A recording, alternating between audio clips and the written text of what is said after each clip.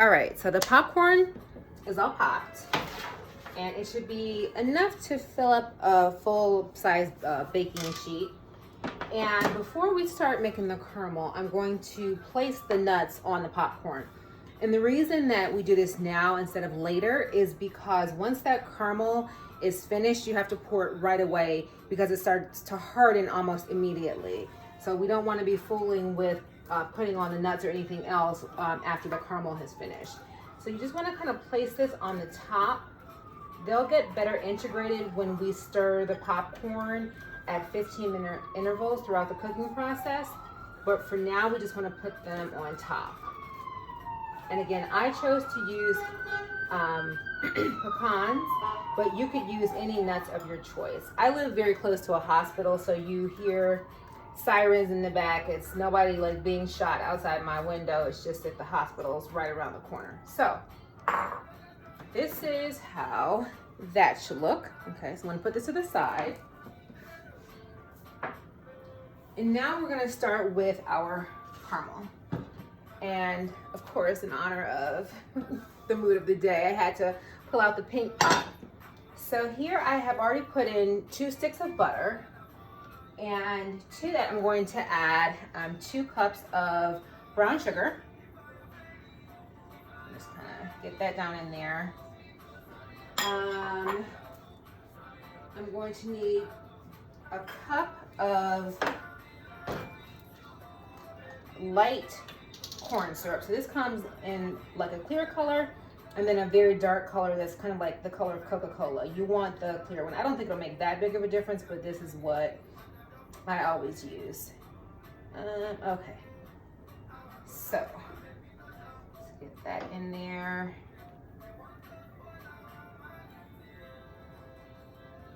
And yes, I do have a pink spatula. I have a pink everything. If it comes in pink, if it's manufactured in pink and I see it, I'm buying it. I have a pink mixer. This is a very Barbie pink kind of house. I always felt like a little bit of a misfit in law school, and then I watched Legally Blonde and I was like, Elle Woods, that girl knows my heart.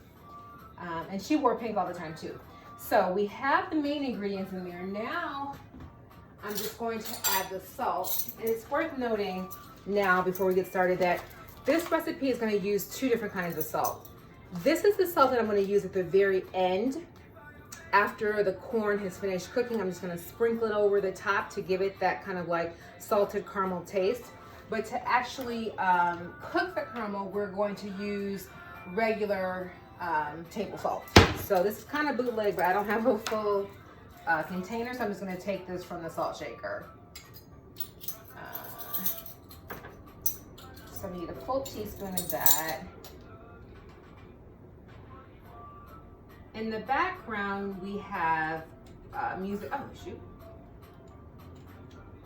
Focus for a second. Okay, there's our teaspoon. So I'm sure you guys have probably heard of SoundHound or Shazam, which are both music sourcing sites. So if you hear a song or you know the lyrics to a song, but you don't know the name or the artist, you can use these apps to find it. So of all the amazing things that the internet allows us to do, to shop online, to find out all kinds of research that we would have had to spend like months at the library, we can now do in a matter of moments. Those things are spectacular, but something about this song finding service is just over the moon for me. Like, I just can't believe it. Every time I use it, which is often, I'm like, how does that work? It just like hears it and then it just goes through the algorithm and finds it. I don't know. I love it. So in the background, we are hearing all the songs that I've searched for on SoundHound. It's just my SoundHound history. I love all the songs, which is why I looked for them in the first place. And I didn't really have the time or the inclination to curate a playlist tonight. So this is the soundtrack for tonight. Now, we have all of our ingredients and we're just gonna turn this on. This requires a lot of attention because caramel gets hot and it sticks, and that stick burn is like no other burn. So you do not want to fool around and like not pay attention and get any of this on yourself. It can also burn in the pot pretty easily. So you're going to want to really stir this constantly throughout the process. Now we're going to melt all these ingredients together, bring them to a boil. Once it's at a boil, we're going to stir continuously for 5 minutes. So I suggest that you use a timer. I'm going to use this one on my microwave because you don't want to overcook it. The minute that 5-minute mark hits, you're going to take it off the heat and add baking soda and vanilla. It's going to kind of sputter and pop, and it'll get lighter in color. You just keep stirring it and then you're done. But you're going to take it off the heat before you add the vanilla and the baking soda. So it's just now starting to kind of liquefy. The butter was at room temperature when I put it in there, but if yours isn't, it's no biggie. And for the sake of my safety, I'm going to focus on this, turn off the camera, and then when it's just about done, I'm going to turn it back on so that you see what it looks like as it's boiling, and then when I add in the 2 last ingredients. So stick with me and I'll be back in just a few.